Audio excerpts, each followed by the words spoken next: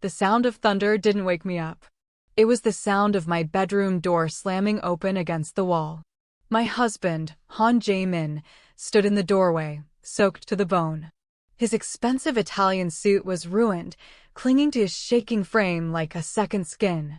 He looked like a man who had seen a ghost, or worse, a man who had just dug his own grave. I sat up in bed, pulling the silk sheets up to my chin. The digital clock on the nightstand read 3:14 a.m.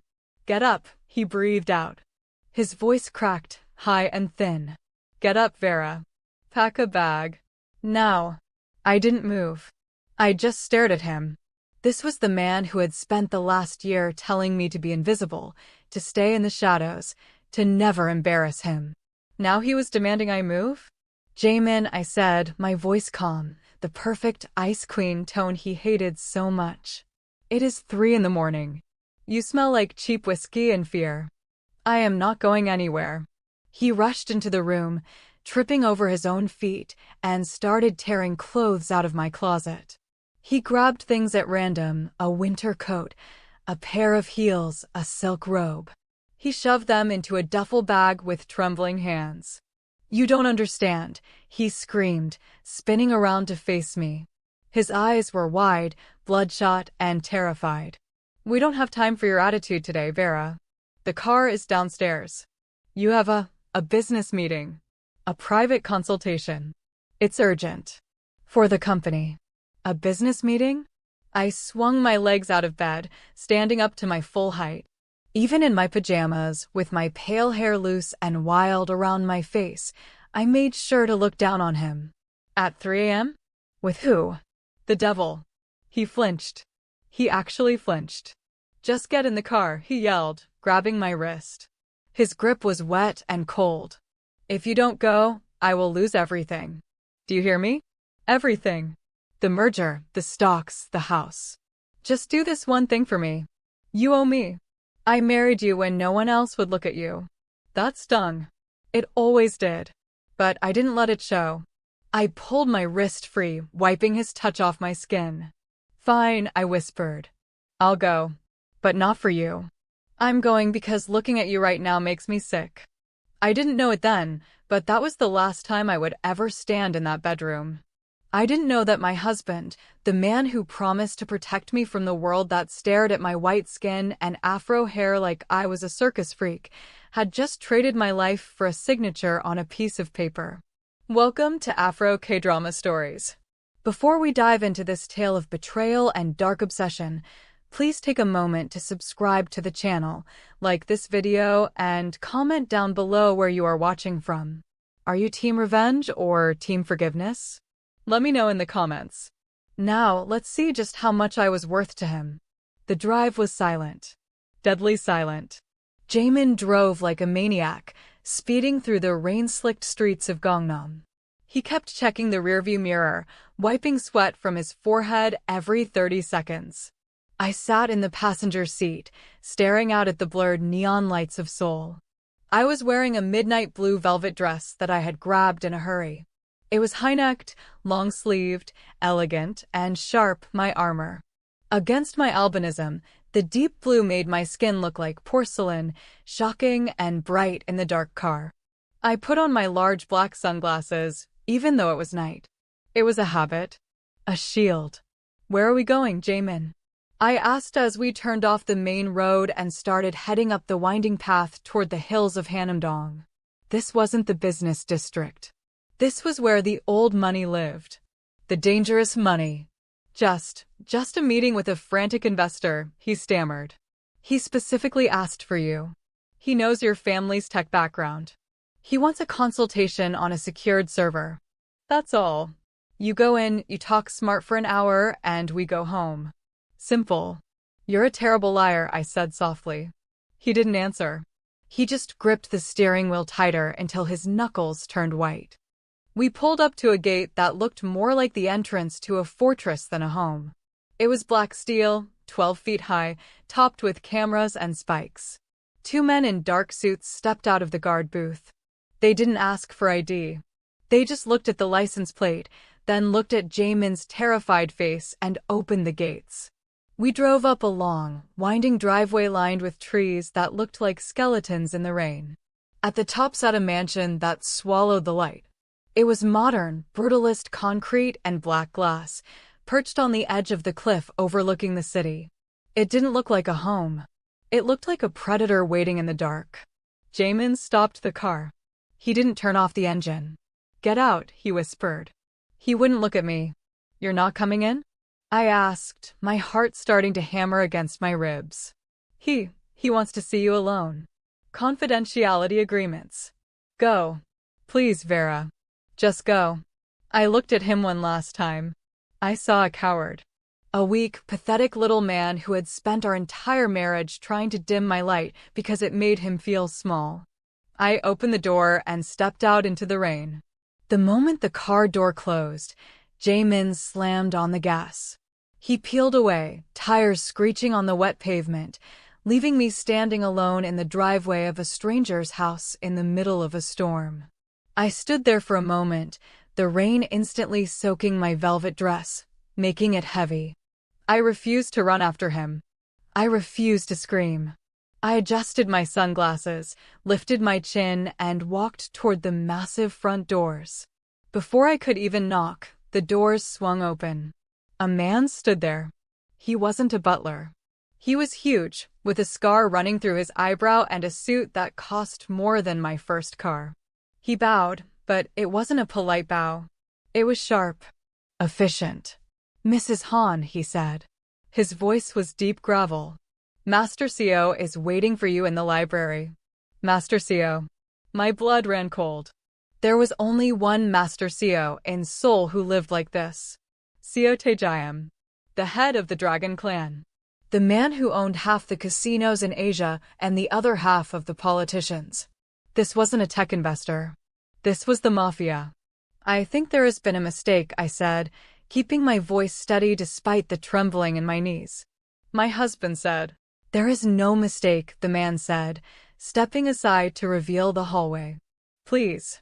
We do not like to keep him waiting." I walked inside. The house smelled of expensive cedar wood, rain, and old money. It was silent. Painfully silent. The floors were black marble, polished so perfectly they reflected the ceiling like a dark lake. The art on the walls wasn't the kind you buy at galleries, it was the kind you steal from museums. The guard led me to a set of double doors at the end of the hall and pushed them open. The library was dim, lit only by a fireplace and the glow of the city through floor-to-ceiling windows. Standing by the window, with his back to me, was a man. He was tall, broader than Jae-min. Even from the back, he radiated a kind of lethal power that made the air in the room feel heavy. He wore a black dress shirt with the sleeves rolled up to his elbows, revealing forearms that were thick with muscle and marked with faint, intricate tattoos. He held a glass of whiskey in one hand, the amber liquid catching the firelight. "Close the door," he commanded. His voice was low, smooth, and wrapped in velvet smoke. It wasn't a request. The guard closed the door behind me with a heavy click. We were alone. "Mr. Seo," I started, taking a step forward. My heels clicked loudly on the hardwood floor. My husband seems to have misunderstood the nature of this meeting. "I am not a consultant for." "Remove the glasses," he said. He didn't turn around. He just took a slow sip of his drink. I paused. "Excuse me." He turned then. Slowly. Deliberately. And for the first time in my life, I felt truly seen. Seo Tae-gyeom was terrifyingly handsome. He had sharp, angular features, cold dark eyes that seemed to see right through your skin, and a mouth that looked like it rarely smiled. But it was the way he looked at me that stopped my breath. Usually, when people see me, a black woman with white skin and blonde afro hair, they look confused. They look disgusted. Or they look curious, like I'm a science experiment. Tae-gyeom looked at me like I was something he had been hunting for a very long time. His gaze started at my feet, traveled up the wet, dark blue velvet dress that clung to my curves, and settled on my face. "I said," he repeated, taking a step toward me, "remove the glasses. I want to see what I bought." The air left my lungs. "Bought?" I whispered. The word hung in the air between us, heavy and ugly. What do you mean, bot? Tae-gyeom walked over to a heavy mahogany desk. He picked up a file, a thick, leather-bound folder, and tossed it onto the coffee table in front of me. It landed with a heavy thud. Your husband, Jae-min, has a gambling problem, Mrs. Han, Tae-gyeom said, his voice terrifyingly casual. He owes the Dragon clan 10 billion won. He didn't have the cash. He didn't have the assets. But he had you. I felt the room spin. I walked over to the table, my legs feeling like jelly, and opened the folder. There it was. My name, Vera Ashcroft Han. My passport details. My trust fund access codes. And at the bottom, Jae-min's signature. Scrawled in blue ink. The ink looked fresh. He sold me? My voice was barely a whisper.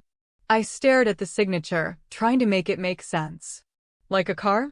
Like a piece of furniture? No, Tae-gyeom said.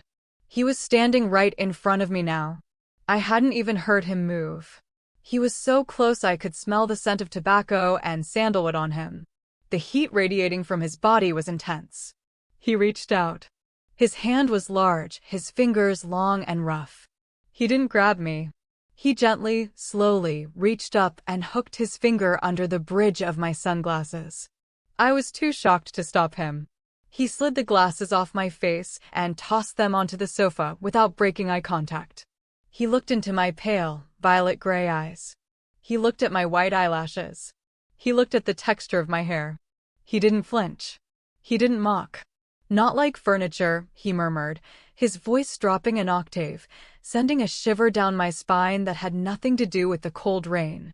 He sold you because he is a fool who thinks a diamond is just a rock. He gave me full custody of your assets, your decisions, and your person for 1 year to clear his debt. He leaned in closer, his face inches from mine. I could see the golden flecks in his dark eyes. I should have backed away. I should have slapped him. But I was frozen by the sheer intensity of his presence. You are not a guest here, Vera, he whispered, using my first name like he owned it. You are collateral. And until that debt is paid, you belong to me. I stared at him, my breath hitching in my throat. The phrase "you belong to me" hung in the air like smoke, suffocating and heavy. It was the kind of thing you heard in movies, the kind of thing that was supposed to make you run for the door. But my legs wouldn't move. They felt rooted to the expensive Persian rug beneath my feet. Belong, I repeated, the word tasting like acid on my tongue. I forced a dry, humorless laugh. It was a defense mechanism. If I laughed, I wasn't crying. If I was cynical, I wasn't broken. I am a human being, Mr. Seo. Not a wristwatch. You cannot hold a person as collateral. It's kidnapping. It's illegal. Tae-gyeom didn't blink. He took another slow sip of his whiskey, his eyes never leaving my face. He looked bored by my outburst, which infuriated me more than his threat. Legality is a concept for poor people, Vera, he said, setting the glass down on the desk with a soft clink. In this world, the world your husband played in and lost, power is the only law. And right now, I hold the deed to your life. He walked around the desk, moving with that terrifying grace, like a panther circling a wounded deer. He stopped right in front of me, crowding my space. He was so tall that I had to crane my neck to look him in the eye. The heat radiating off him was overwhelming, mixing with the damp chill of my soaked velvet dress. Your husband signed over his marital rights, Tae-gyeom continued, his voice dropping to a low rumble that vibrated in my chest. He signed over his power of attorney. He signed over your trust fund access. Essentially, he declared you incompetent and placed you under my guardianship. My knees finally gave out, but I didn't fall. I caught myself against the edge of the heavy mahogany desk. Incompetent? Me? I had graduated top of my class. I had built algorithms that ran half of Seoul's logistics networks. And Jae-min, that insecure, gambling leech, had declared me incompetent? He can't do that, I whispered, the fight draining out of me for a split second as the betrayal truly hit. He loved me. Tae-gyeom let out a sharp breath, almost like a scoff. Did he?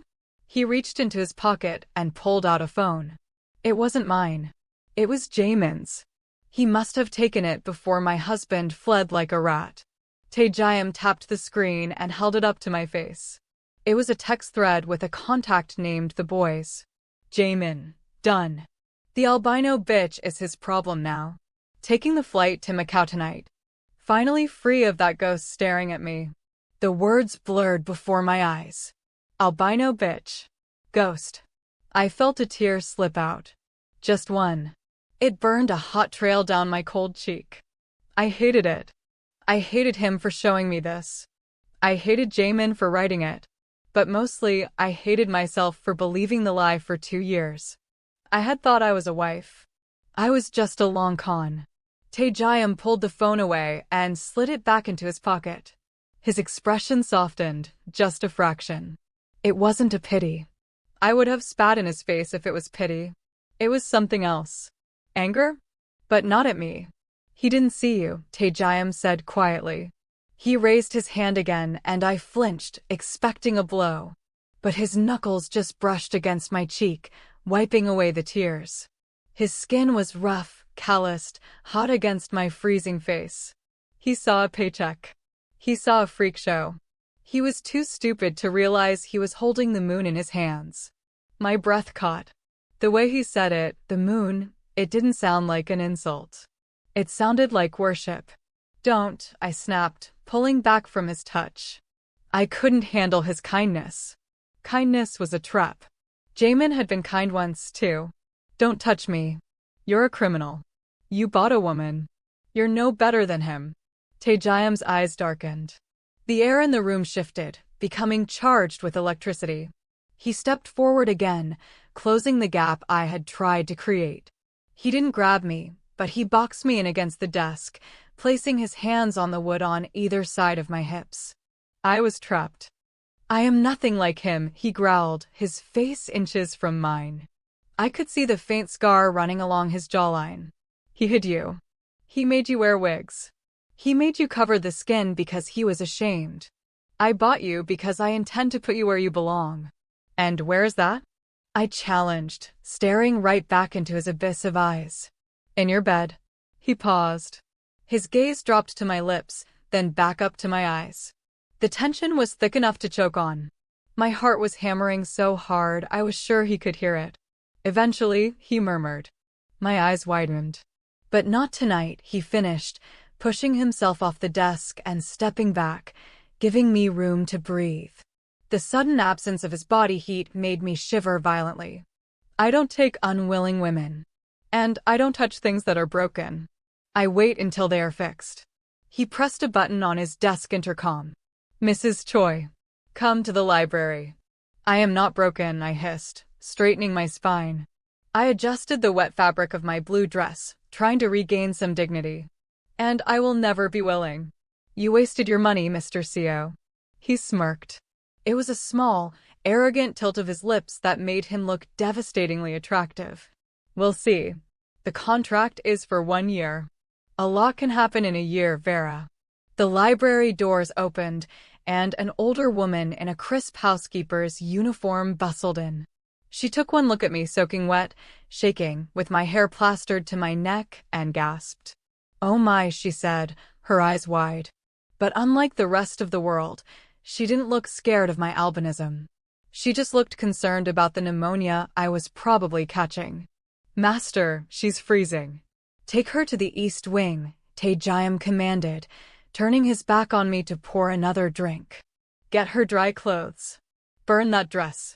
Burn it, I exclaimed. This is a designer piece. It smells like him, Tae-gyeom said, taking a sip of whiskey. Burn it. He didn't look at me again as Mrs. Choi gently guided me out of the room. I wanted to scream. I wanted to fight. But I was exhausted, cold, and in shock. I let her lead me away, casting one last look at the broad back of the monster who now owned me. The East Wing wasn't a cell. It was a palace within a palace. Mrs. Choi led me down a long corridor lined with modern art and opened a set of double doors. The room was massive. It was bigger than the entire apartment I had lived in before I met Jae-min. The walls were a soft, warm cream color. There was a king-size bed with charcoal gray linens, a sitting area with a velvet chaise lounge, and a balcony that looked out over the Han River. But what caught my eye wasn't the luxury. It was vanity. On the vanity table, there were no wigs. There was no heavy foundation to darken my skin.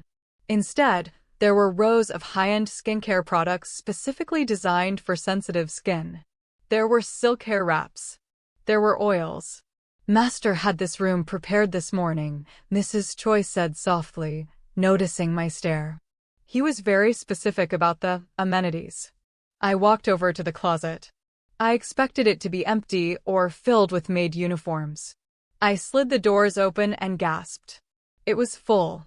Rows of dresses, suits, silk blouses, and cashmere sweaters.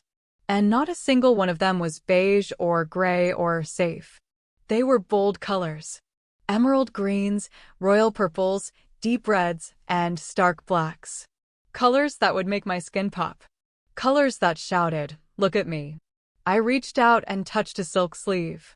It was my size. Exactly my size. "How?" I whispered. "The master is very thorough," Mrs. Choi said, bowing slightly. "The bathroom is through there. Please, wash up. I will bring dinner." She left, closing the door with a soft click. I rushed to the door and tried the handle. It turned. It wasn't locked. I frowned. Why wasn't it locked?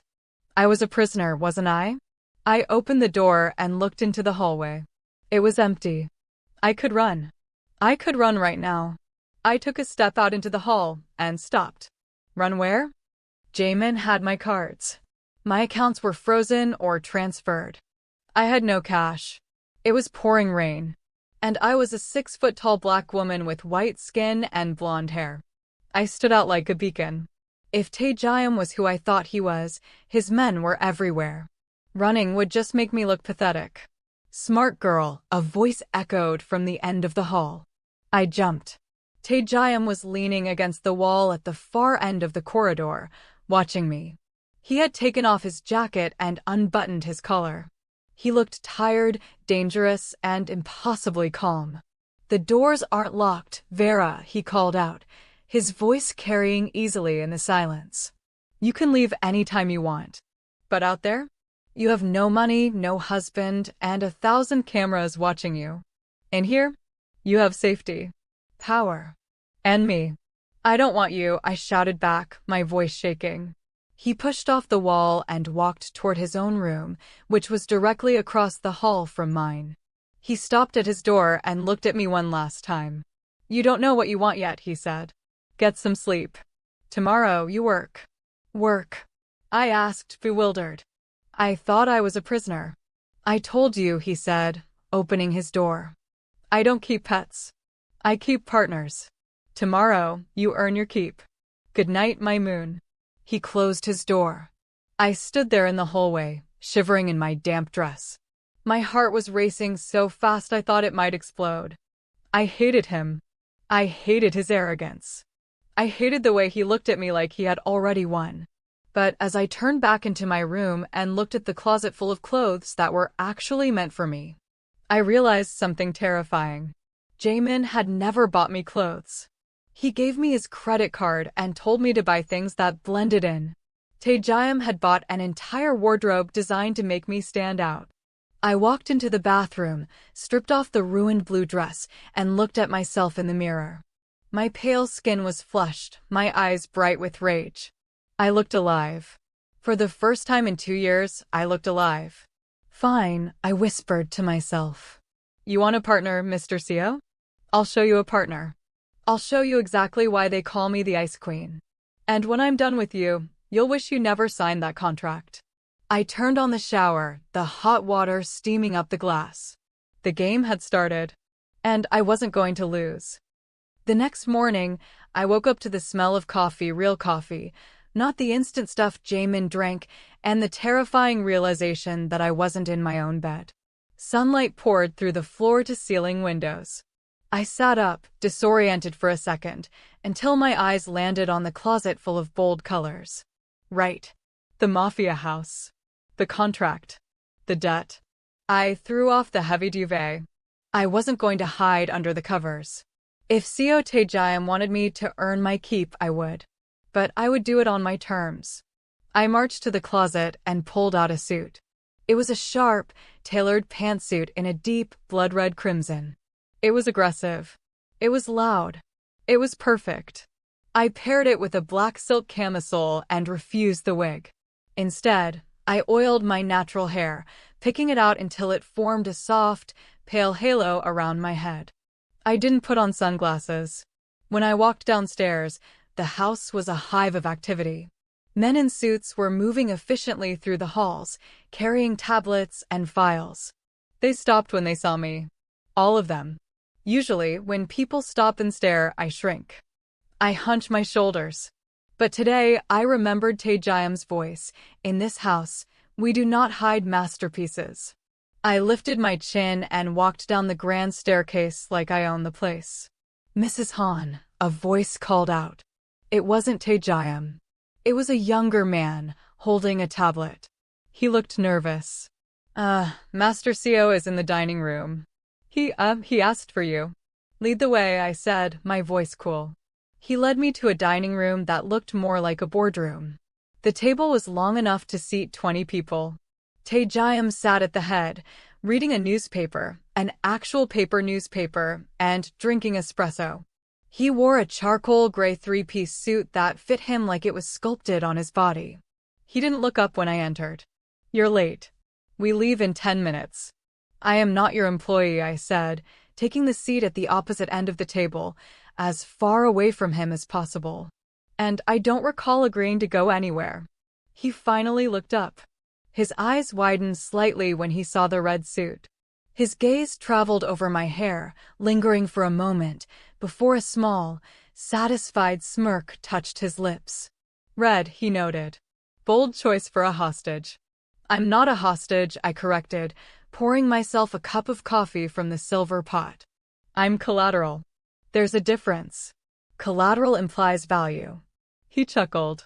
It was a low, dark sound. Eat. You'll need the energy. We're going to the docks. The docks. I paused, the coffee cup halfway to my mouth. Why? Are you dumping a body?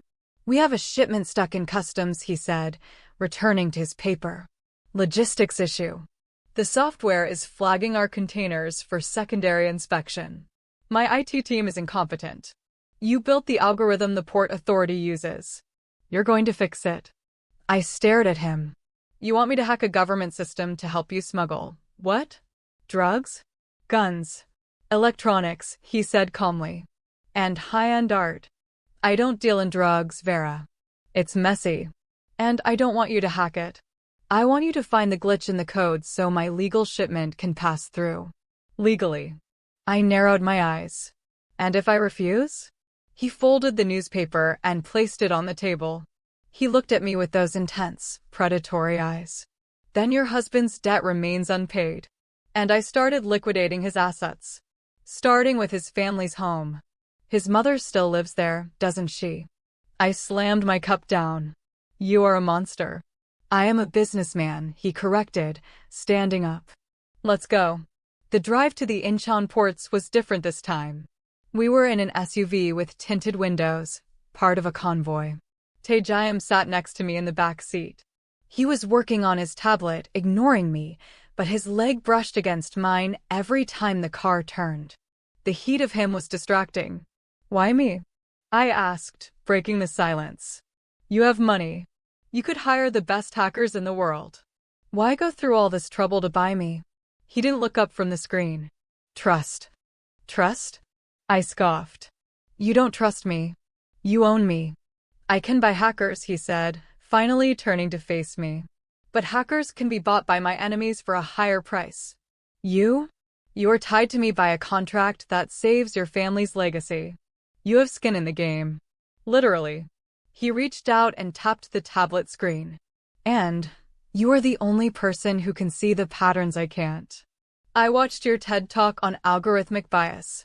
You see the world differently, Vera. Not just because of your eyes. but because you've had to watch from the outside your whole life.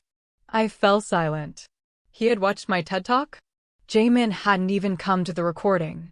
We arrived at the port. It was chaotic.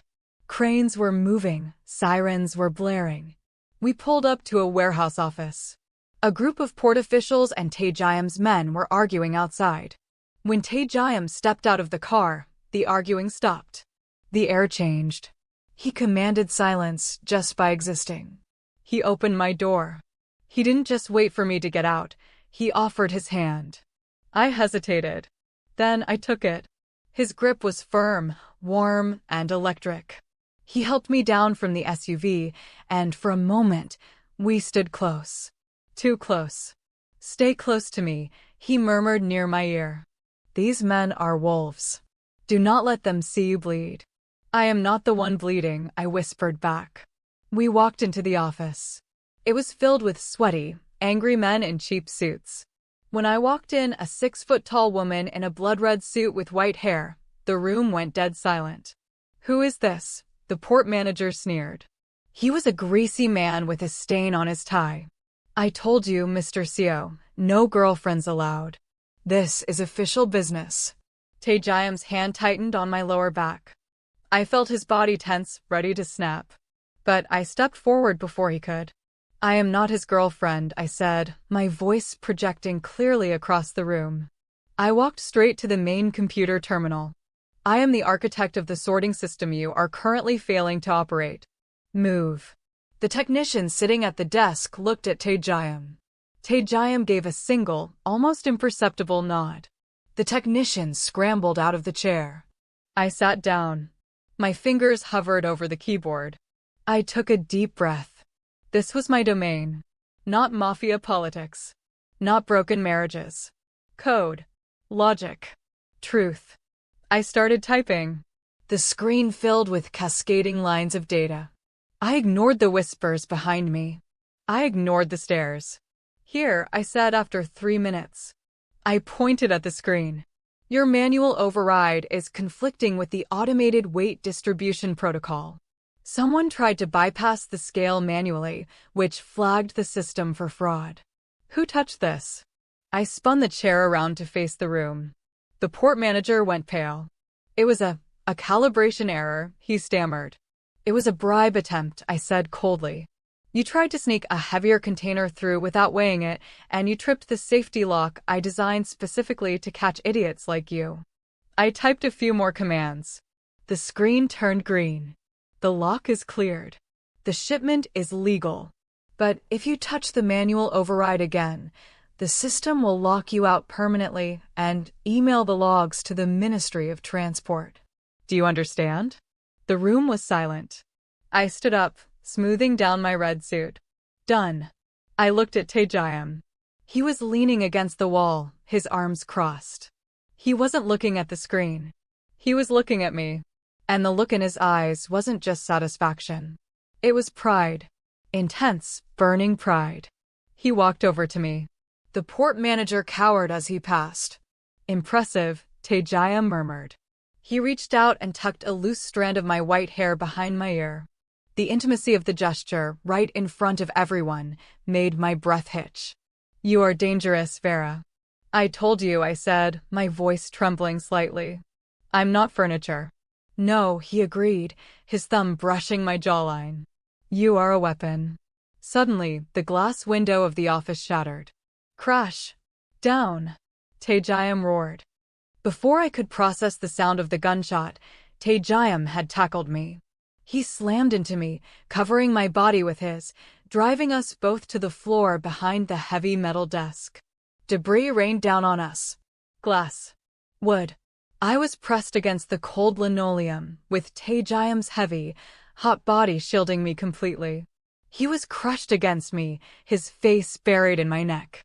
I could feel his heart pounding against my chest, not out of fear, but adrenaline. Stay down, he growled against my skin. His hand came up to cup the back of my head, protecting me. Another shot rang out. Then the sound of return fire. Tae-gyeom's men were shooting back. Are you hit? He demanded, lifting his head to look at me. His eyes were wild, checking my face, my neck, my body for blood. I don't think so, I gasped. I was shaking. Good, he breathed. He looked at the door, then back at me. Stay here. Do not move. Where are you going? I grabbed his lapel. I didn't want him to leave. I was terrified, and he was the only shield I had. To kill whoever just tried to damage my property, he said. His eyes were cold steel. I'm not property, I shouted, even in the chaos. He paused. He looked down at me, pinned beneath him, his hand tangled in my white hair. The chaos of gunfire outside seemed to fade away for a second. Right now, he whispered, you are the only thing in this room that matters. Stay put. He pulled a gun from a holster at the small of his back. I hadn't even known he was armed, and rolled off me. He moved like a shadow, disappearing into the smoke and noise of the fight. I lay there on the floor, surrounded by broken glass, my red suit covered in dust. My heart was racing. Jae-min would have run. Jae-min would have used me as a human shield. Tae-gyeom had covered me. He had put his body between me and the bullet. I touched my neck where his breath had been warm moments ago. I was in hell. I was in the middle of a gang war. But for the first time in my life, I felt protected. And that terrified me more than the bullets. Silence is louder than gunfire. When the shooting finally stopped, the silence that rushed back into the office was deafening. It rang in my ears, high and sharp, mixing with the smell of gunpowder and the metallic tang of blood. I lay there on the cold linoleum for a few seconds longer, staring at a shard of glass from the shattered window. It was right next to my nose, reflecting my own terrified eye back at me. Clear, a voice shouted from outside. I scrambled up, my knees scraping against the debris. The blood-red suit was ruined, covered in gray dust and glass splinters. I didn't care. I just needed to see if he was alive. I stumbled toward the door, my heart hammering against my ribs like a trapped bird. Tae-gyeom. He appeared in the doorway like a wraith. He had discarded his jacket somewhere. His white dress shirt was rolled up to the elbows, and there was a smear of crimson on his collar, not his, I realized with a jolt. He held the gun loosely at his side, pointing at the floor. His chest was heaving, but his face was a mask of cold, controlled fury. He didn't speak. He crossed the room in 2 long strides, holstering the weapon, and grabbed my shoulders. His grip was bruising, desperate. Look at me, he commanded, his voice rough. He forced my chin up, scanning my face with frantic intensity. Did any glass hit you? Can you hear me? I'm fine, I stammered, my hands instinctively clutching his forearms to steady myself. He felt like solid rock. You left me. I removed the threat, he growled. He ran his thumbs over my cheekbones, checking for cuts. He found one. His eyes narrowed, focusing on a tiny scratch near my temple where a piece of glass must have grazed me. You're bleeding. It's nothing, I said, trying to pull away. I was overwhelmed by him, the heat of his body, the scent of violence and expensive cologne clinging to him. It is not nothing, he hissed. He grabbed my hand and pulled me toward the exit. We are leaving. Now. He didn't let me walk on my own. He kept an arm wrapped tightly around my waist, practically carrying me through the chaos outside. The docks were a mess. Police sirens wailed in the distance, getting closer. Tae-gyeom's men were efficiently cleaning up the scene, disappearing bodies and shell casings as if they were never there. We reached a different car, a black armored sedan this time. The driver opened the door and Tae-gyeom shoved me inside before climbing in after me. Home, he ordered the driver. And tell the cleanup crew to burn the warehouse. I don't want a trace left. The car sped off, leaving the sirens behind. The adrenaline began to fade, replaced by a violent shaking I couldn't control. My teeth chattered. My hands trembled in my lap. I clasped them together, trying to hide the weakness, but I couldn't stop it. I had been shot at. I had almost died. Tae-gyeom sat silently beside me, staring out the window. His jaw was clenched so tight a muscle feathered in his cheek. He looked terrifying. He looked like the monster everyone said he was. But then, he moved. He didn't look at me. He just reached into the minibar console in the center armrest, pulled out a bottle of water and a clean white handkerchief. He cracked the seal on the water and poured a little onto the cloth. "Turn here," he murmured. I turned my head. He gently, incredibly gently, pressed the cool, damp cloth to the cut on my temple.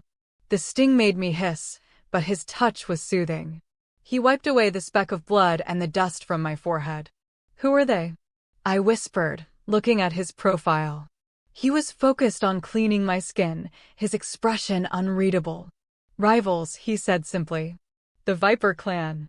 They run the southern ports." "Why?" I pressed. "Why shoot at us? They didn't even try to steal the cargo." Tae-gyeom stopped wiping. He turned his head slowly, his dark eyes locking onto mine. In the dim light of the car, he looked ancient and weary. "They weren't shooting at the cargo, Vera," he said softly. "They were shooting at you." The air left my lungs. "Me? Why?" "I don't know anything. I just got here." "Because you're the new variable," he explained, his thumb brushing over the spot he had just cleaned. "Word travels fast in the underworld. They know I acquired the white gold heiress. They know I paid a fortune for your husband's debt. They think you're my weakness." "Weakness?" I let out a bitter laugh. "I'm a liability. A headache." "That's what you said." "I said you were expensive," he corrected. His gaze dropped to my lips, then back to my eyes. "And they know that if they kill you, they hurt my reputation. They think that if they break my new toy, I will look weak." "I am not a toy," I whispered, but the fire in my voice was dim. "No," he agreed, his voice dropping to a husky whisper that vibrated through the car seat. "You are not. A toy is easily replaced. If that bullet had hit you, there is no replacement for you." The car hit a bump, jostling us closer together. His hand moved from my face to the nape of my neck, his fingers tangling in my hair. He didn't pull away. He held me there, his thumb stroking the sensitive skin behind my ear. The tension in the car shifted. It wasn't fear anymore. It was something heavier, hotter. I could feel the heat radiating from his chest. I could smell the iron of blood on his shirt. It should have repulsed me. Instead, it woke something primal in me. My heart was racing, but not from the shooting. It was racing because for the first time in my life, a man wasn't looking at me with fetishistic curiosity or disgust. He was looking at me with possessive, terrifying hunger. And God help me, I wanted to lean into it. "Why didn't you let me get hit?" I asked, my voice barely audible. "If I die, the debt is void. You could have claimed the insurance money. It would have been easier." Tae-gyeom's eyes darkened. His grip on my neck tightened just a fraction, not enough to hurt, but enough to claim. "I don't want money, Vera," he murmured, leaning in until his forehead rested against mine. I stopped breathing. "I have enough money to burn Seoul to the ground. I want victory. And keeping you alive? Keeping you safe when the whole world wants to break you? That is the only victory I care about right now." We stayed like that for the rest of the drive, foreheads touching, breathing the same air, suspended in a bubble of violence and intimacy. He didn't kiss me. He didn't try to. But the restraint was louder than any kiss. It was a promise. Not yet, but soon. When the car finally pulled up to the mansion, the spell broke. Tae-gyeom pulled back, his mask of cold indifference sliding back into place. He opened the door and stepped out into the rain, turning to offer me his hand again. "Go to your room," he ordered, his voice flat. "Dr. Park is waiting. I want him to check you for concussions." "Where are you going?" I asked, ignoring the rain soaking my hair again. "I have business to finish," he said, turning away. The Vipers sent a message. Now I must send a reply. I watched him walk toward a different car, a sleek sports car this time. He got in and roared down the driveway, disappearing into the night. I stood there on the steps, shivering. Mrs. Choi rushed out with a blanket, fussing over me, but I barely felt her touch. My mind was racing. The Viper clan. The attack. The way Tae-gyeom had looked at me. And then a thought struck me cold. A thought sharper than the glass shard. How did the Vipers know I would be at the docks? Tae-gyeom had only decided to take me this morning. It was a last-minute decision. No one knew. Not the staff. Not the driver. Only one person knew. I pushed past Mrs. Choi and ran into the house, ignoring her protests. I ran straight to the library, to the desk where Tae-gyeom had left Jae-min's confiscated phone. It was still there. I grabbed it, my fingers trembling as I unlocked it. The passcode was my birthday. Of course it was. Jae-min was lazy even with his security. I scrolled through the messages. Nothing to the Vipers. Nothing to rival gangs. Then I checked the call log. There was a call made at 7 a.m. this morning, just hours before we left. It was to an unknown number. The call lasted 30 seconds. I hit the redial button. It rang once. Twice. Yeah, a voice answered. Rough. Impatient. Who is this? I asked, keeping my voice low. There was a pause. Who's asking? Where's Han? Han is indisposed, I said, channeling every ounce of cold authority I had learned from my mother. I'm his assistant. He wanted to confirm you got the tip about the shipment. Yeah, we got it, the man laughed. It was a cruel, ugly sound. Tell pretty boy Han that his wife screams real nice. Or she will, once we get our hands on her. Shame we missed her at the docks. Next time, tell him to make sure she's not with the dragon. That guy is a problem. The line went dead. I lowered the phone slowly. The room seemed to tilt on its axis. It wasn't just a rival gang. It was Jae-min. My husband, my coward of a husband, hadn't just sold me. He had tipped off Tae-gyeom's enemies. He told them where I would be. He wanted them to attack. Why? Because if I died in a gang war, the contract was void. Tae-gyeom wouldn't get the company shares. And Jae-min could play the grieving widower, collect the life insurance, and pay off his debts without losing a single stock. He tried to have me killed. A scream built up in my throat, hot and agonizing. I wanted to throw the phone through the window. I wanted to burn the house down. But then, the ice took over. The cold, familiar numbness that had helped me survive years of bullying, years of stares, years of a loveless marriage. I didn't scream. I didn't cry. I walked over to the fireplace. I looked at the flames dancing in the grate. Jae-min thought I was weak. He thought I was a porcelain doll that would shatter the moment he dropped me. He was wrong. I wasn't porcelain. I was a diamond. And diamonds don't break. They just cut. I turned around and walked out of the library. I didn't go to my room. I went to the kitchen. Mrs. Choi was there, chopping vegetables. She jumped when she saw me. Mrs. Han. The doctor is. Where is Tae-gyeom's armory? I asked. Mrs. Choi dropped her knife. Excuse me. You heard me, I said, my voice steady. If I am going to live in a war zone, I need to know how to shoot. Where is it? Mrs. Choi stared at me for a long moment. Then, a slow smile spread across her face. The basement, she whispered. Behind the wine cellar. Code 0921. Thank you. I turned on my heel. Jae-min wanted a war? I would give him one. But I wasn't going to be the casualty. I was going to have a catastrophic event. And Tae-gyeom? Tae-gyeom wasn't my captor anymore. He was the weapon I was going to use to burn my husband's world to ash. The first time I fired a gun, the recoil nearly dislocated my shoulder. The bullet went wide, pinging off the concrete wall of the basement range and showering sparks onto the floor. My hands were shaking. My breath was coming in short, angry gasps. I racked the slide again, grit my teeth, and aimed at the paper target. It looked like a blurry shadow. Just like Jae-min. You're holding it like a remote control, a voice rumbled from the shadows behind me. I didn't turn around. I knew who it was. Tae-gyeom had returned. I'm holding it like a woman who wants to kill her husband, I snapped, lining up the sights again. Then you'll miss, he said, stepping into the light. He had changed out of his bloodied shirt into a black turtleneck that emphasized the width of his shoulders. He looked calm. Too calm for a man who had just come back from a gang war. Anger makes you rigid. Rigid things break. You need to be fluid. He walked up behind me. He didn't ask for permission. He moved into my personal space, his chest pressing lightly against my back. The heat radiating from him was immediate, soaking through my silk blouse. "Spread your feet," he murmured, his voice vibrating against my ear. I obeyed. "Relax your shoulders." His large hands settled on my shoulders, kneading the tension out of my muscles. His touch was heavy, possessive.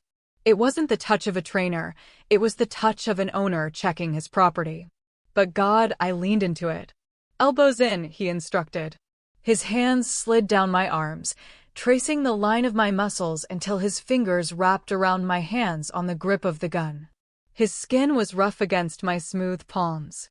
He adjusted my grip, covering my hands with his own. We stood there, wrapped together in the cold basement. He was so close I could smell the faint scent of gunpowder and rain on him. My heart hammered against my ribs, but his heartbeat against my back was slow, steady. A metronome of violence. "Breathe," he whispered, his lips grazing the shell of my ear. "In, out. Squeeze between the beats." I inhaled. The scent of him filled my lungs. I exhaled. Bang. The shot rang out. Dead center. The paper target ripped open right in the heart. "Good," he growled, the praise sending a shiver down my spine that had nothing to do with the cold. He didn't let go. He stayed there, wrapping me in his darkness. Again. We spent the next 3 weeks like that. I stopped being Vera the victim. I became Vera the student. And Tae-gyeom was a ruthless teacher. He didn't just teach me how to shoot. He taught me how to rule. By day, I took over his legitimate business operations. I sat in his office, wearing emerald green and royal purple suits, dismantling the chaotic spreadsheets his men used. I streamlined his shipping routes. I encrypted his communication networks. I saved him millions in laundered transaction fees just by optimizing his tax loopholes. "You're terrifying," his consigliere, Mr. Park, told me one afternoon as I reorganized the Macau accounts. "I'm efficient," I replied, typing code with one hand and drinking espresso with the other. Inefficiency is just another form of weakness. By night, the dynamic shifted. The office doors would close. The staff would leave. It would just be me and Tae-gyeom, sitting in the dim light of his study. We would drink whiskey. We would talk. Not about business. About us. "Why do you hide your eyes?" he asked one night, watching me over the rim of his glass. "Even without the glasses. You look down when you speak." "Have it," I said, swirling the amber liquid. "People get uncomfortable. They say I look like a ghost." "Ghosts haunt people," Tae-gyeom said, standing up. He walked over to my chair and turned it so I was facing him. He placed his hands on the armrests, trapping me. "You don't haunt, Vera. You burn. You are so bright it hurts them. That is their weakness, not yours." He reached out and tilted my chin up. His thumb brushed over my lower lip, lingering there. The air in the room grew thick, heavy with unspoken desire. "Look at me," he commanded softly. I looked. I looked right into the abyss of his eyes. And I saw something that terrified me more than Jae-min's betrayal. I saw a man who was falling. And he was dragging me down with him. "I could ruin you," he whispered, his gaze dropping to my mouth. "You already have," I breathed back. "I can't go back to who I was." "She's dead." "Good," he murmured. He leaned in, his lips inches from mine. I closed my eyes, waiting for the kiss. Waiting for the fire. But he pulled back. I opened my eyes, flushed and confused. He was smirking. A dark, satisfied smirk. "Not yet. You're not ready." "I hate you," I whispered, breathless. "No," he said, walking back to his desk. "You don't." He was right. I didn't. I was starting to need him. And that was the most dangerous thing of all. Then, the invitation arrived. It came in a cream-colored envelope, addressed to Mr. Seo Tae-gyeom. It was for the annual Tech and Trade Gala, the biggest event of the year in Seoul. The host? Jae-min. Tae-gyeom tossed the invitation onto my desk. Your husband is celebrating. I picked it up. Celebrating 10 years of innovation. What a joke. Jae-min hadn't innovated anything in his life. He stole ideas. He stole credit. And he had tried to steal my life. He thinks I'm dead, I said, my voice flat. Or broken. He thinks the Vipers finished the job. He thinks he is free, Tae-gyeom corrected. He has been telling investors that his wife is unwell, sending her to a private sanatorium in Switzerland. He is playing the tragic husband to gain sympathy from the board. I crumpled the edge of the stiff paper. He's going to announce the merger tonight. With the capital he thinks he saved by getting rid of me. Yes, Tae-gyeom said. He leaned against the doorframe, watching me. So, are we going? I looked at him. I looked at the man who had bought me, threatened me, protected me, and empowered me. I asked. I don't go anywhere without my partner, he said. But be warned, Vera. If you walk through those doors tonight, there is no going back. You declare war on your past. You declare war on society. You become mine, publicly. I stood up. I walked over to him. I was wearing a suit of pure white silk today, a color I used to hate because it washed me out, but now I wore it like a weapon. I don't want to go back, I said, my voice steady. I want to burn it down. Tae-gyeom smiled. It wasn't a nice smile. It was the smile of a wolf who just realized the sheep has fangs. Then go get dressed, he said. I have something special for you. I went to my room. On the bed lay a box. Inside was a dress. It wasn't a suit. It wasn't modest. It was a gown made of liquid gold chainmail and white silk. It was backless, sleeveless, and cut high on the thigh. It was designed to show every inch of my pale skin. It was designed to catch every light in the room and reflect it back 1,000 times brighter. And next to it, a case. I opened it. A diamond choker. But not just diamonds. In the center sat a massive, rare white opal. The stone of bad luck. The stone of ghosts. A note was tucked under it in Tae-gyeom's sharp handwriting. Let them see the ghost. I put on the dress. It fits like a second skin. I put on the necklace. The opal rested in the hollow of my throat, cold and heavy. I looked in the mirror. The woman staring back wasn't Vera the victim. She wasn't Vera the wife. She was the white gold of Seoul. And she was coming to collect. When I walked down the stairs, Tae-gyeom was waiting at the bottom. He was wearing a black tuxedo, classic and sharp. He turned when he heard my heels. He froze. For the first time since I met him, Seo Tae-gyeom looked struck. He didn't say anything. He just stared, his eyes traveling from the hem of my dress to my eyes. He walked up the steps to meet me halfway. He took my hand and kissed the knuckles. He didn't let go. You look. He paused, searching for the word. Lethal. Good, I said, squeezing his hand. Because I'm not going there to dance, Tae-gyeom. I know, he said, leading me down the rest of the stairs. We're going there to hunt. The car ride was silent, but it wasn't the terrified silence of the night he bought me. It was the silence of a storm before it broke. Tae-gyeom's hand rested on my knee, his thumb tracing slow circles on my skin. It was grounding. It was electric. We pulled up to the Grand Hyatt. The paparazzi were everywhere. Flashes exploded like lightning. Ready? Tae-gyeom asked as the valet opened the door. I took a deep breath. I thought of Jae-min's face when he sold me. I thought of the text message calling me a bitch. I thought of the hitman on the phone. Open the door, I said. Tae-gyeom stepped out first. The crowd gasped. The Mafia Lord didn't usually attend these events. The cameras went wild. Then he turned and offered his hand to the dark interior of the car. I stepped out. The silence that fell over the red carpet was instantaneous. The gold dress shimmered under the lights. My white hair, styled in a crown of braids, glowed. I didn't wear sunglasses.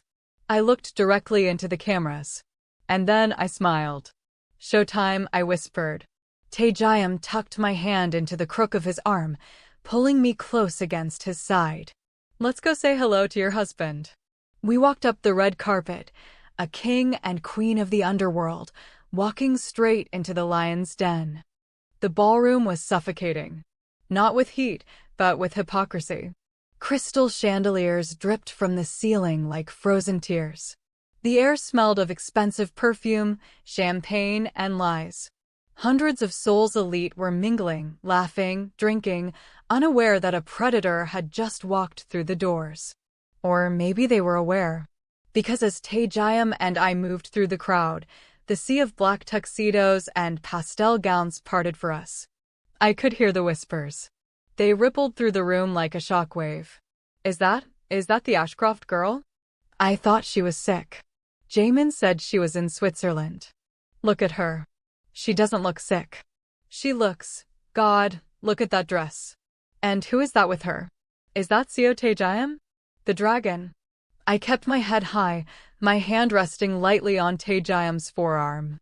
I could feel the tension in his muscles, coiled and ready to strike, but his face was a mask of bored indifference. He didn't look at the people staring at us. He only had eyes for the stage at the front of the room. There he was. Jae-min. He stood at the podium, bathed in a spotlight, holding a glass of champagne. He looked perfect. Tanned, smiling, victorious. Behind him, a massive screen displayed the logo of his company, merged with my family's tech brand. Ladies and gentlemen, Jae-min announced, his voice booming through the speakers. Tonight is a night of new beginnings. Despite the personal hardships I have faced this year, with my dear wife's declining health. He paused for effect, looking down at his shoes with fake sadness. The crowd murmured sympathetically. I have persevered, he continued, lifting his head bravely. And tonight, I am proud to announce that the Ashcroft Trust has officially signed over full operational control to me, ensuring a bright future for... Objection. A voice cut through the room. It wasn't loud, but it was projected with such chilling authority that the microphone feedback whined in protest. Jae-min froze. He squinted into the darkness of the ballroom floor. Tae-gyeom and I stepped into the center aisle. The spotlight operator, confused, swung the light onto us. The gasp that went through the room sucked all the air out. I stood there in my liquid gold dress, glowing like a revenant under the harsh light. Tae-gyeom stood beside me, a dark shadow, his hand possessively on the small of my back. Vera. Jae-min stammered into the microphone. His face went pale, draining of all color. He looked like he was seeing a ghost. What are you doing here? You're unwell. You should be resting. I feel fantastic, actually, I said, my voice carrying clearly without a microphone. I walked forward, dragging Tae-gyeom with me. Or maybe he was walking me. We moved as one. And I was surprised to hear about my declining health. Last I checked, the only thing declining was your stock price. A ripple of nervous laughter went through the crowd. Jae-min gripped the podium. Security, he barked, his voice cracking. My wife is having an episode. Please, escort her out gently. 2 burly security guards started toward us. Tae-gyeom didn't even look at them. He just raised one hand, palm out. For men in suits, Tae-gyeom's men, who had infiltrated the party unnoticed, stepped out from the crowd and blocked the security guards. They flashed badges. Not police badges. Dragon Clan pins. The security guards backed down instantly. No one is leaving, Tae-gyeom said. His voice was deep, amplified by the sudden silence of the room. And no one is escorting Mrs. Han anywhere. She is the floor. We reached the stage. I didn't climb it. I stood at the bottom, looking up at Jae-min. He looked small from down here. You sold me, Jae-min, I said. It wasn't a question. It was a statement. I don't know what you're talking about, he hissed, glancing nervously at the investors in the front row. Vera, please. Not here. We can talk at home. Home. I laughed. It was a cold, sharp sound. You mean the penthouse you gambled away? Or the villa you mortgaged to pay off your debts. Stop it, he shouted, sweating now. I reached into my clutch. I didn't pull out a gun. I pulled out a USB drive. You like technology, don't you, Jae-min? You married me for it. I turned to the tech booth at the side of the stage.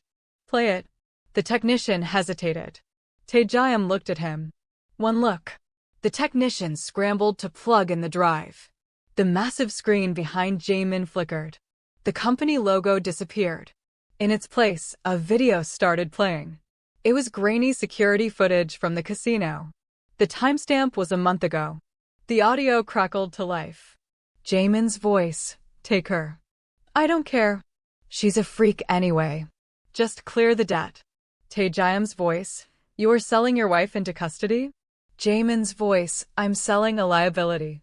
Just get the contract ready. I want her gone by morning. The ballroom was dead silent. You could hear a pin drop. Then, the audio shifted. It was a phone recording. The call from the hitman. Tell pretty boy Han that his wife screams real nice.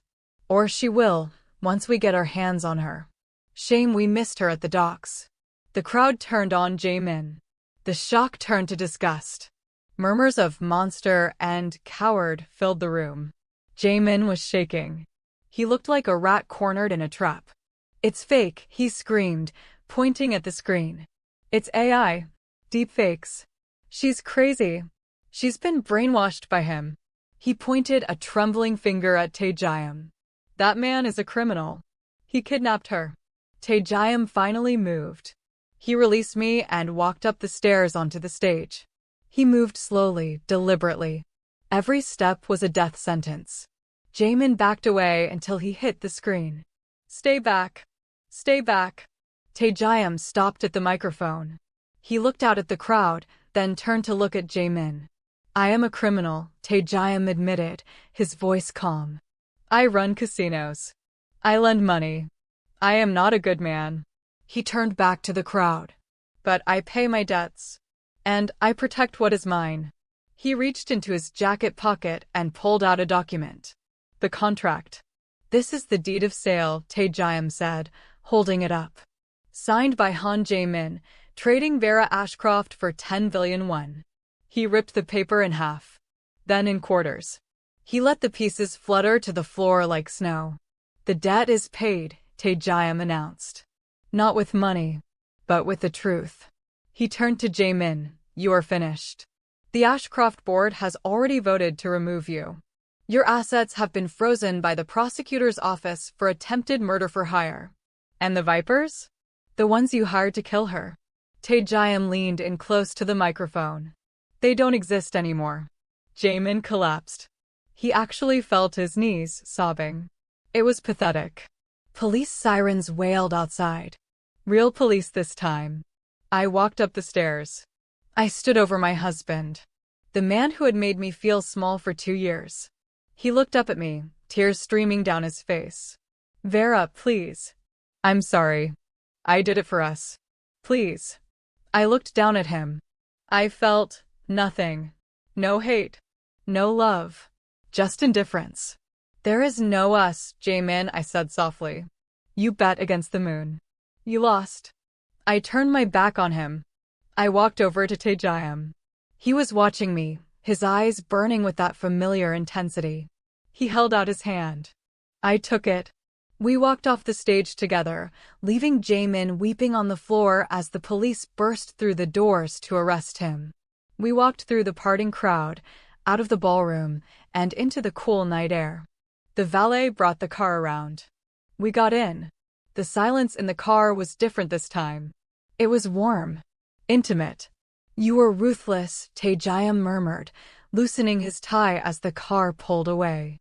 I had a good teacher, I replied, leaning my head back against the seat. I felt exhausted, but light. Free. Tae-gyeom reached over and took my hand. He didn't just hold it. He pulled me toward him. I slid across the leather seat until I was pressed against his side. He wrapped his arm around me, pulling me into his chest. I rested my head on his shoulder, inhaling his scent, sandalwood, rain, and victory. "The contract is void," he said quietly, his lips brushing the top of my head. "The paper is torn. You are free, Vera. You can go anywhere. Do anything." I lifted my head to look at him. In the passing streetlights, his face was shadowed, beautiful and dangerous. "I know," I whispered. "So," he asked, his voice rough with suppressed emotion. "Where do you want to go?" I looked at his lips. Then I looked into his dark eyes. "Home," I said. "Take me home, Tae-gyeom." He froze for a second. "My house is not a home. It's a fortress." "Then we'll make it a home," I said. I reached up and touched his face, my pale hand stark against his skin. "I'm tired of running. I'm tired of hiding. I want to stay." He didn't speak. He just stared at me, searching for any sign of hesitation. When he found none, the restraint finally snapped. He leaned in and kissed me. It wasn't gentle. It was a collision. It was hunger and possession and worship all at once. He kissed me like he was breathing for the first time. I kissed him back with everything I had, all the fire, all the ice, all the love I had been saving for a man who could handle it. The car sped through the night, carrying us away from the ruins of my past and toward a future that was dark, dangerous, and absolutely perfect. My husband sold me to the Mafia Lord. He thought he was getting rid of a burden. He didn't know he was giving the king his queen. Thank you for watching this story on Afro-K-drama stories. If you enjoyed this tale of revenge and romance, please hit that like button and subscribe for more. And tell me in the comments, would you have forgiven Jae-min? Until next time.